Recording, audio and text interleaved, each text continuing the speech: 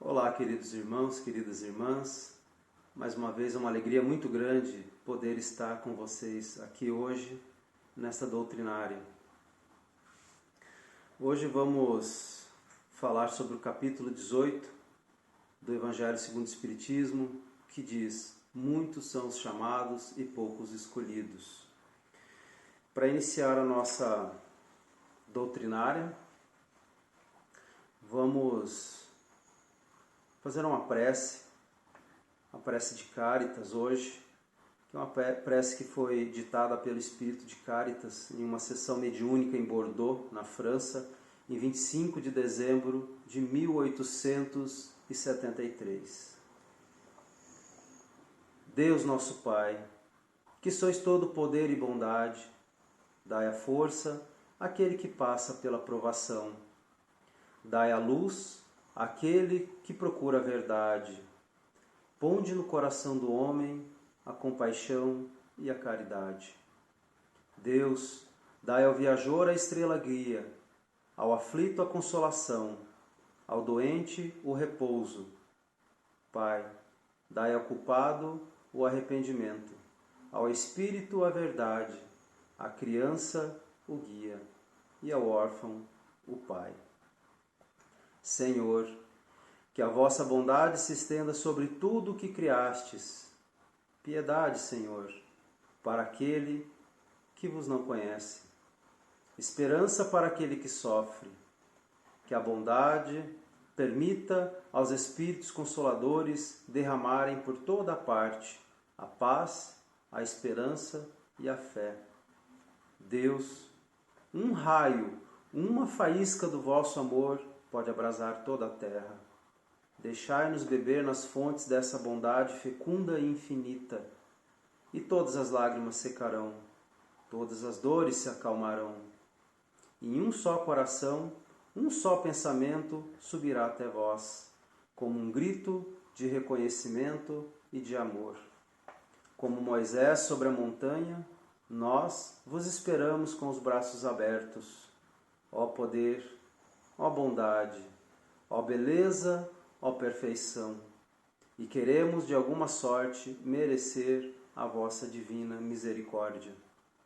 Deus, dai-nos a força para ajudar o progresso, a fim de subirmos até vós. Dai-nos a caridade pura, dai-nos a fé e a razão. Dai-nos a simplicidade que fará de nossas almas o espelho onde se refletirá a vossa divina e santa imagem. Que assim seja. Bom, irmãos, vamos iniciar então a nossa doutrinária falando sobre o capítulo 18, muitos os chamados e poucos os escolhidos. Mas antes vamos falar brevemente sobre as parábolas de Jesus. Jesus sempre falou ao povo hebreu por parábolas, e nessas parábolas ele transmitia os seus ensinamentos de uma forma alegórica, mas dentro do contexto do povo hebreu naquela época, um povo ainda muito rude, nem todos sabiam ler também, e um contexto conturbado na época ainda em que Jesus viveu, um mundo tomado pela barbárie dos romanos. Então, Jesus poderia, claro, do alto de toda a sua sabedoria, sendo governador do nosso planeta, né, nosso líder espiritual, ele poderia ter dito de várias formas os seus ensinamentos, mas para se moldar e se adequar à realidade daquela época, né? Então ele falava por parábolas, até porque o povo hebreu sempre transmitiu a sua cultura através dos tempos verbalmente, através de histórias, através de parábolas, através de cânticos, assim como os salmos foram transmitidos, né, de Davi, através dos cantos. Então, quando é perguntado a Jesus, mas Senhor, por que falastes por parábola? E ele diz, para que os que tenham olhos vejam e para os que tenham ouvido ouçam. Ou seja, nós nos enquadramos ainda naquela sistemática do Cristo lá no povo hebreu, ainda muito rudimentar, porque muitas vezes nós vemos e não enxergamos, ouvimos e não escutamos. E isso é o que o profeta Isaías já dizia há 700 anos antes do próprio Cristo.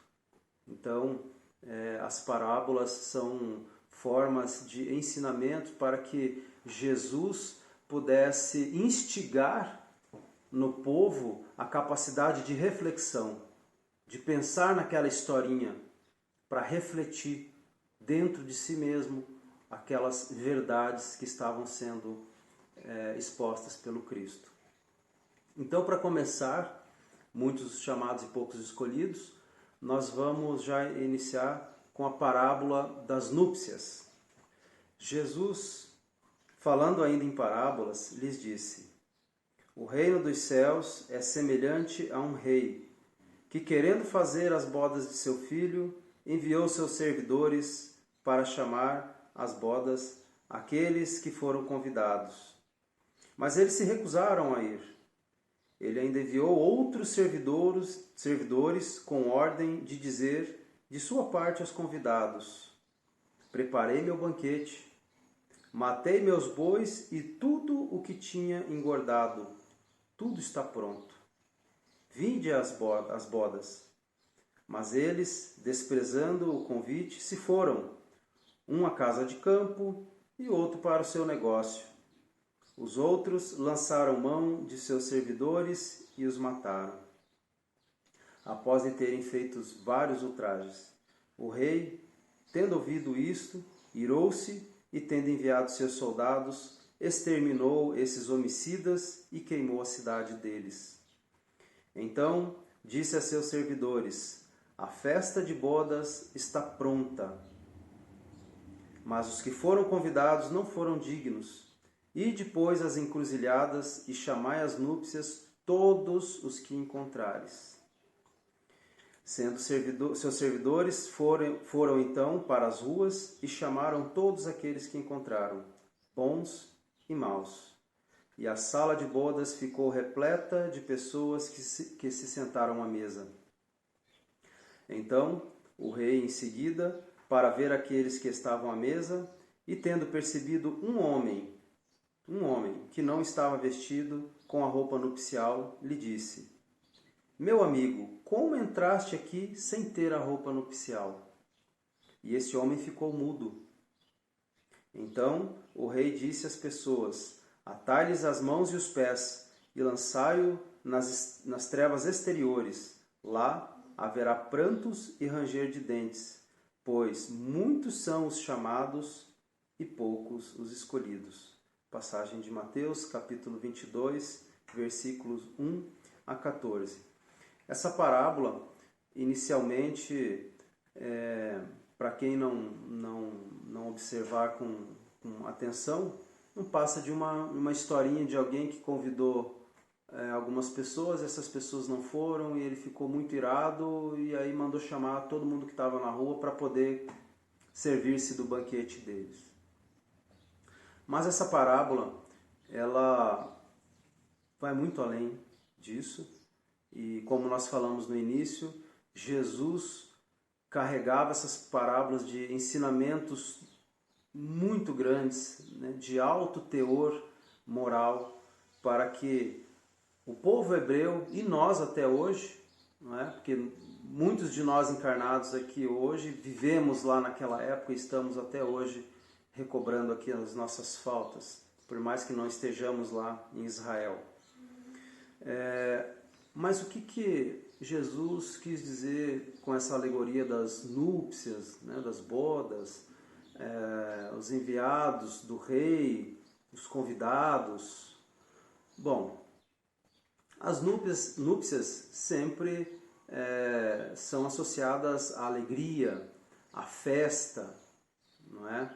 Então, as núpcias, as bodas, elas caracterizam o reino dos céus, a felicidade, a alegria. Estas são as núpcias que Jesus está nos dizendo aqui, essa felicidade do reino dos céus. E os primeiros convidados, aqueles aos quais o rei mandou seus servidores irem convidar, e eles não vieram.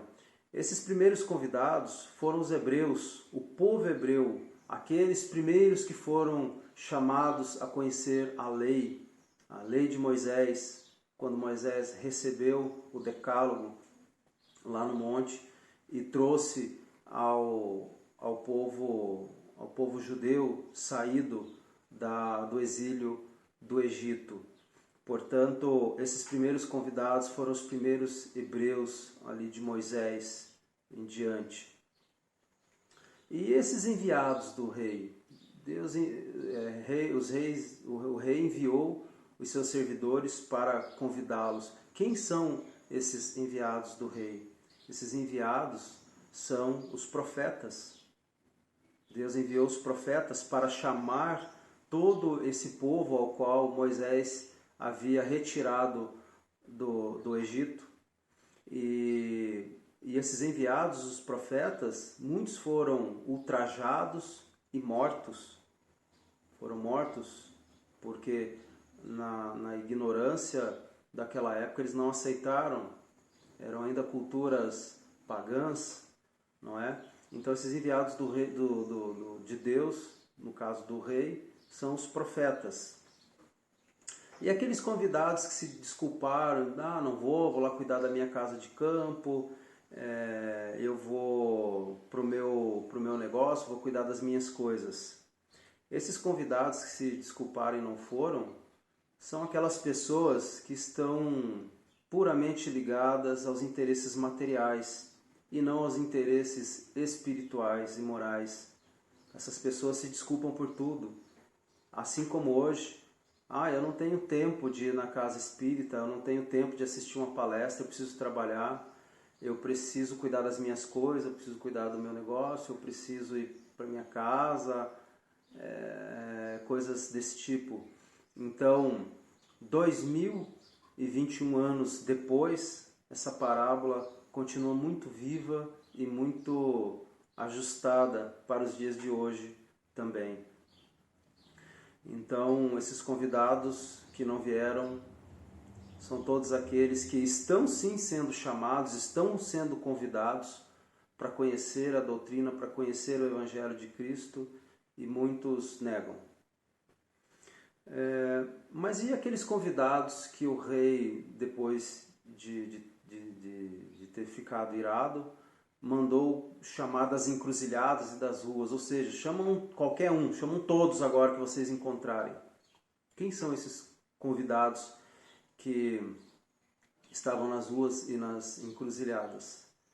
Nisso, Cristo quis dizer que são todos aqueles que não eram hebreus, todos aqueles que não haviam recebido os ensinamentos de Moisés, o decálogo, os 10 mandamentos, e que nada mais seriam do que os pagãos, os idólatras, todos aqueles em que o próprio povo hebreu refutava, não é? Ou seja, entre aspas, aqueles que estavam perdidos da salvação. Então, Deus chama todos esses, assim como o Cristo diz em uma outra passagem evangélica, eu não vim salvar o que já está salvo, eu vim salvar o que estava perdido, não é verdade?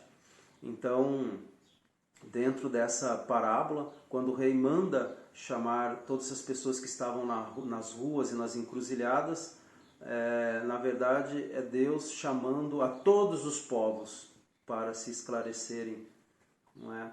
Em sua bondade. E não basta dizer-se cristão, não é? Para se sentar à mesa, que foi o que aconteceu na história. Chamou todo mundo, e como costume da época, e o Cristo se apropria desses costumes para incutir esses ensinamentos morais. Quando se era convidado para uma festa nupcial, todos colocavam trajes nupciais, assim como hoje os homens se vestem de terno e gravata, colocam seus melhores paletós, suas melhores gravatas, seus melhores sapatos, assim como as mulheres se enfeitam, se adornam, vestidos maravilhosos, não é? Então seria como se fôssemos num casamento e encontrássemos um convidado lá que estivesse maltrapilho, não é? Isso materialmente falando, claro. O sentido dentro da parábola é outro, não é? Do ponto de vista que aquela pessoa que estava sentada e o rei chegou e perguntou: por que você não está vestido com a roupa nupcial? E o homem ficou mudo, porque ele não tinha o que responder. Então, essa roupa nupcial que o Cristo coloca nessa parábola, nada mais é que a pureza de coração. A pureza de coração para as núpcias, as bodas do céu, a festa do céu, a felicidade do reino dos céus, essa pureza de coração. Então, havia um ser, uma pessoa que estava lá, mas não estava com aquela pureza de coração. E é aquilo que eu disse anteriormente, não basta ser cristão e sentar-se à mesa e dizer eu sou cristão. Da mesma forma, não basta dizer eu sou espírita e não praticar as máximas do espiritismo no seu dia a dia, na sua comunidade, na sua família, no trânsito, em todos os lugares que nós formos, não é? Não basta ser espírita, não basta ser cristão somente dentro da casa espírita, não é? Porque se reconhece a árvore pelos frutos. E não é só lá dentro que esses frutos vão aparecer. Esses frutos, na verdade, florescem, essa árvore floresce e dá seus frutos fora, no dia a dia, na verdade. Então, mais uma vez, não basta dizermos que somos espíritas, não basta dizermos que somos cristãos. A fé sem caridade é morta, como dizia o apóstolo Paulo. E é isso que o Cristo quer nos dizer com essa parábola, né? Fora da caridade não há salvação. Nós devemos fazer aquilo que nós pregamos. Não é? Então essa é a máxima, é a verdade, é o ensinamento moral que o Cristo está nos transmitindo aqui. Nós nos revestirmos dessa roupa nupcial, que é a pureza de coração, que somente alcançamos através da caridade para com o nosso próximo, não é verdade? Então é isso que o Cristo está dizendo nessa parábola. Bom, continuando na nossa linha de pensamento, em Mateus capítulo 7, versículos 21 a 23, Cristo nos diz: nem todos que dizem Senhor, Senhor, nem todos entrarão no reino dos céus. Nem todos. Por quê? Bom, Jesus é o nosso modelo. A sua missão aqui na terra foi trazer os ensinamentos morais, fazer cumprir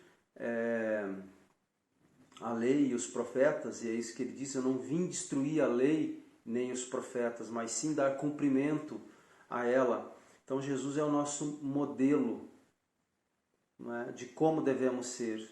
Jesus não pregava que fôssemos às sinagogas, às igrejas e exaltasse, não é? Assim como já era feito pelos fariseus, que eram os doutores da lei.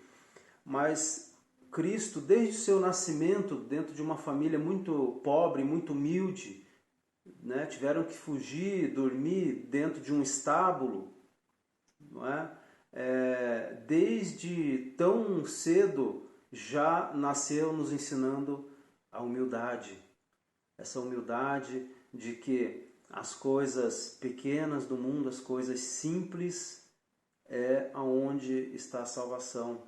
E que a riqueza e as coisas mundanas são o que nos levam à perdição. Assim como o próprio Cristo nos disse sobre os fariseus, que eram os entendidos da lei, né? Que a lei, no caso, a lei mosaica, e assim como temos hoje, né, dentro das casas espíritas, dentro das igrejas, dentro de toda a sociedade religiosa, que muitos vão à frente, vão a púlpito e falam de Deus e fazem discursos esplendorosos, mas não vivem aquilo fora da casa espírita, não é verdade? Então é como Cristo diz, são sepulcros caiados por fora, mas podres por dentro. Então esse cuidado que nós devemos ter, não é? Não devemos viver de aparência, devemos viver de obras, não é verdade? E essas obras, elas sempre serão vistas pelos bons espíritos, serão vistas por Jesus. É isso que ele veio nos mostrar, através dessa simplicidade e da caridade para com os nossos próximos. Não só os próximos mais próximos da nossa família, mas quando Cristo diz, perdoai, amai os vossos inimigos, é justamente você amar aquele que hoje, nessa encarnação, lhe faz sofrer. Porque quando ele acordar, ao longo das suas encarnações, que tudo que fez para trás foi errado e foi desastroso para a sua evolução, em algum momento na evolução ele vai se recobrar disso. Assim como nós sabemos que no passado fomos algozes de muita gente e estamos aqui hoje dentro da doutrina espírita, aprendendo, tendo contato com essa moral evangélica do Cristo, para tentarmos, ao longo de todas essas encarnações, nos melhorarmos, perdoar e sermos perdoados, vestir a roupa nupcial da pureza, para que um dia possamos alcançar o reino dos céus, o reino da felicidade. Porque, como nos disse o Cristo, a felicidade não é desse mundo. A felicidade não é de um mundo onde um engana o outro, um faz o outro passar fome, não é verdade?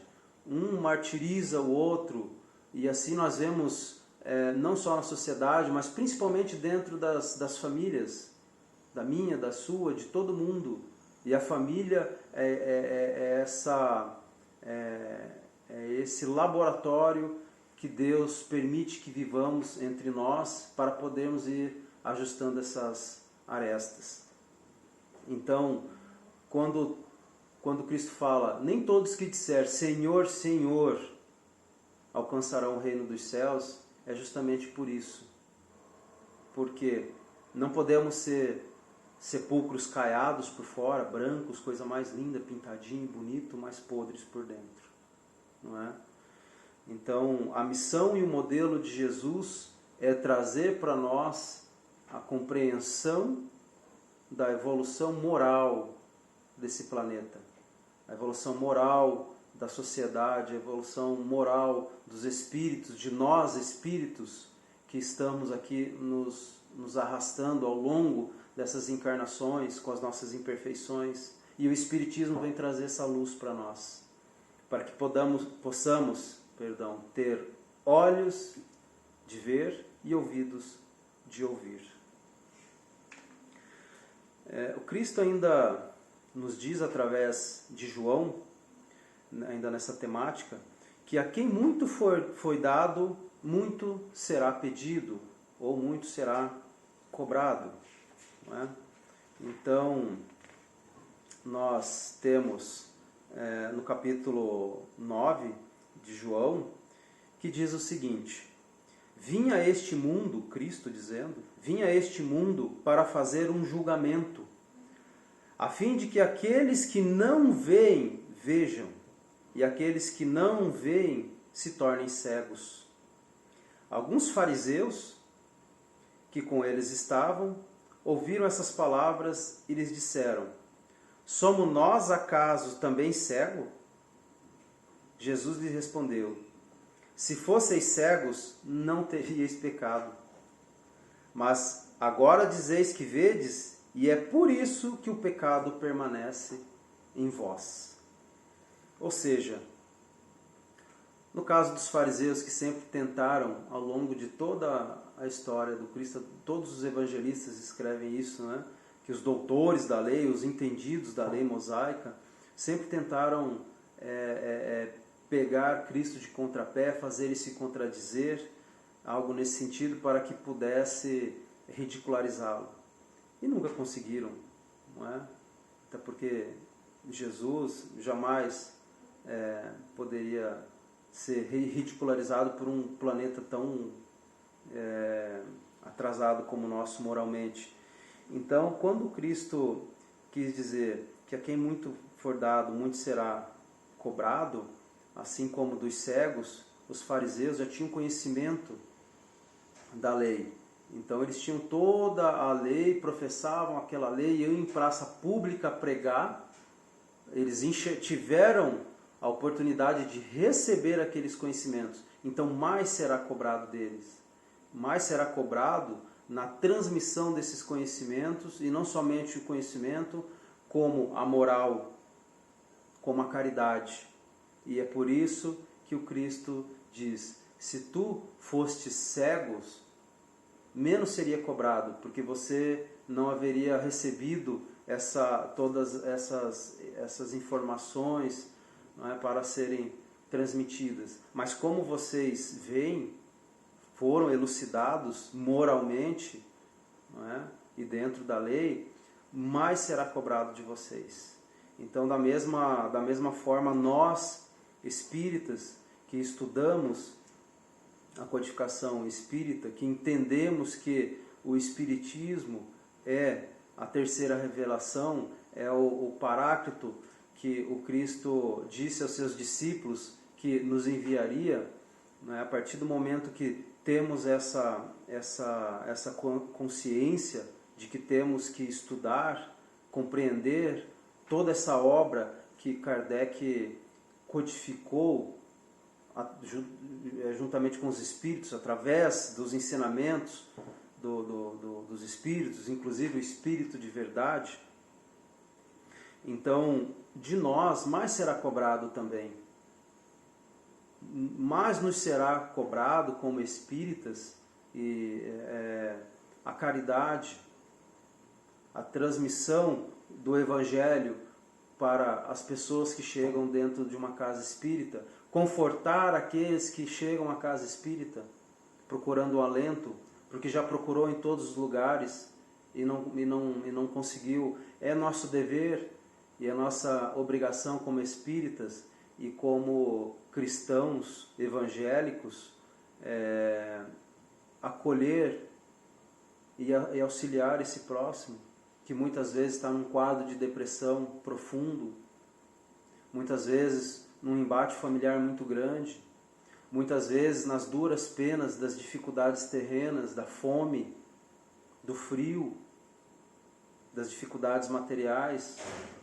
Muitas vezes as pessoas que perderam entes queridos e ainda não conseguem visualizar a reencarnação como obra de Deus, como a pluralidade das existências, de acolher essas pessoas e dizer para elas que seus entes queridos, ainda mais em um momento desse como pandemia, eles não morreram, como diz Emmanuel, apenas voltaram para casa, para a pátria espiritual. Nós é que somos viajantes aqui, estamos de passagem e vamos retornar à casa do Pai.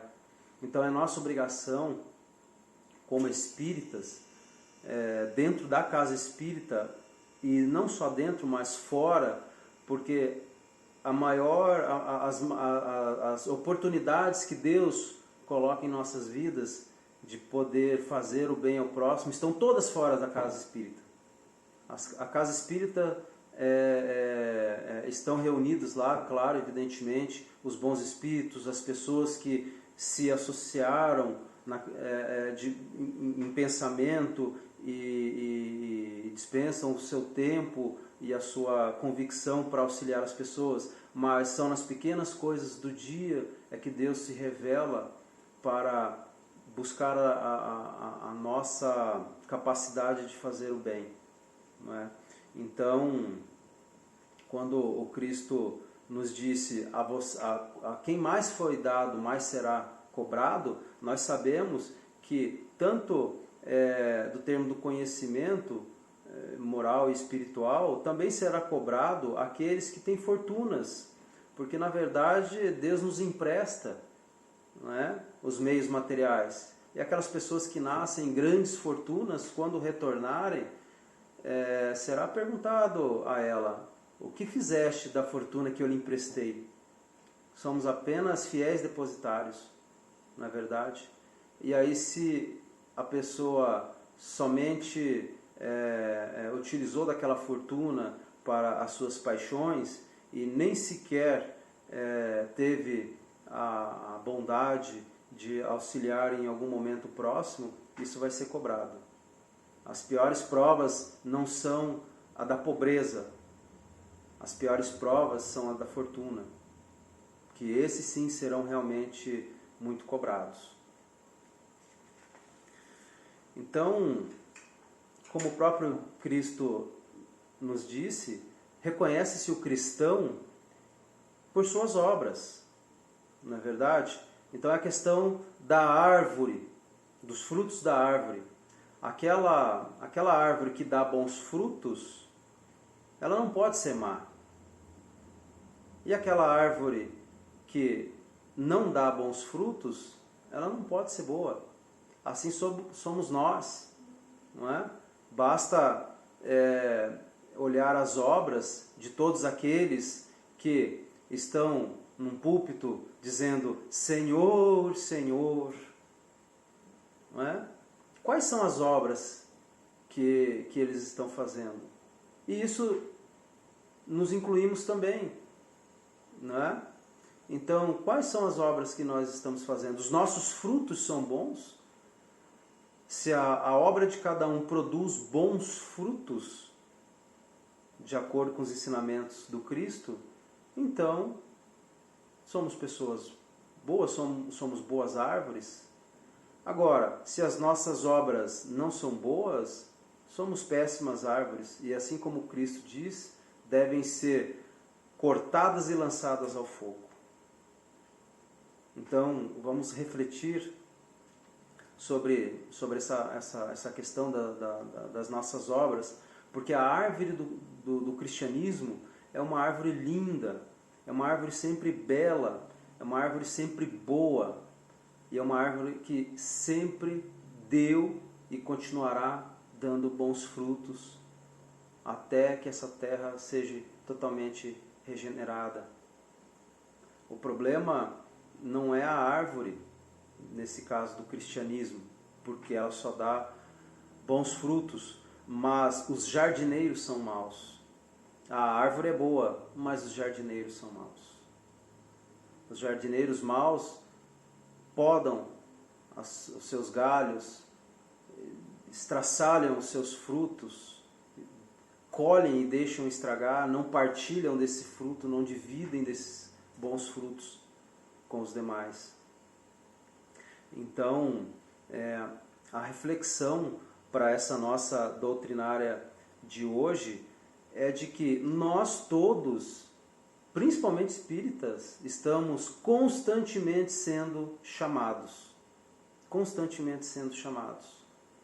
E dentro do fruto que cada um possa oferecer, dentro desse trabalho, alguns serão chamados para o reino dos céus, para a felicidade, outros vão continuar aqui, passando por provas e provas, até conseguirem burilar e lapidar, né, seus defeitos morais, para que lá na frente, sim, um dia consiga alcançar o reino dos céus, a felicidade. Então, fica uma pergunta aqui para todos nós, claro. Nós estamos ouvindo o chamado? Nós estamos dando bons frutos? Essa é uma reflexão que devemos fazer sobre essas parábolas do Cristo.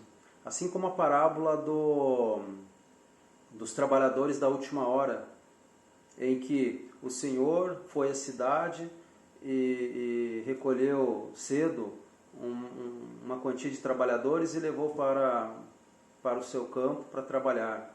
Meio-dia ele voltou, pegou mais um pessoal e levou. E no final da tarde ele retornou, achou alguns ainda lá, esperando serem chamados. Muitos já haviam até ido embora, tinham desistido. E o Senhor pegou aqueles últimos e levou a trabalhar já no final do dia.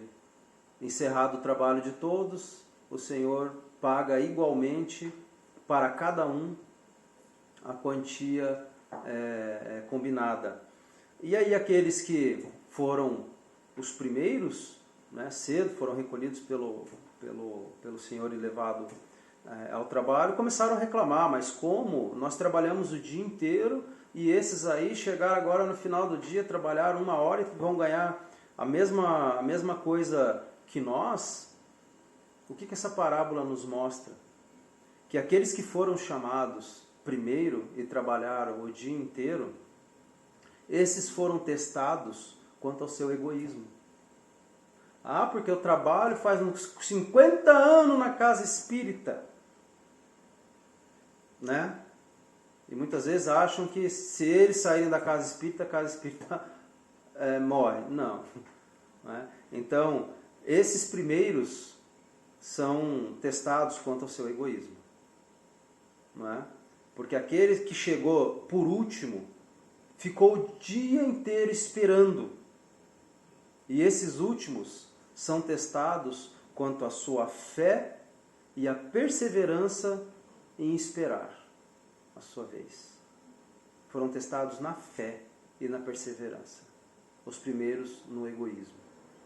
Então, essas parábolas, como dissemos no início, carregadas de ensinamento moral, altamente moral e amoroso do Cristo, vem nos dizer que fora da caridade não há salvação. Fora da caridade não há salvação. Então, queridos irmãos e queridas irmãs, a doutrinária dessa noite fica para nós todos essa reflexão, não é? Quais os frutos que nós estamos dando? Nós somos os trabalhadores da primeira ou da última hora? Nós estamos sendo chamados constantemente? Sim. E o que nós estamos fazendo? Mais uma vez, agradeço aos irmãos pela presença, agradeço também aos bons espíritos, a Jesus nosso Mestre, Deus nosso Criador e nossa inspiração maior, que nos permite viver um dia de cada vez, aprendendo com os nossos erros, os nossos acertos. Obrigado, Mestre Jesus, por todos os ensinamentos. Que assim seja.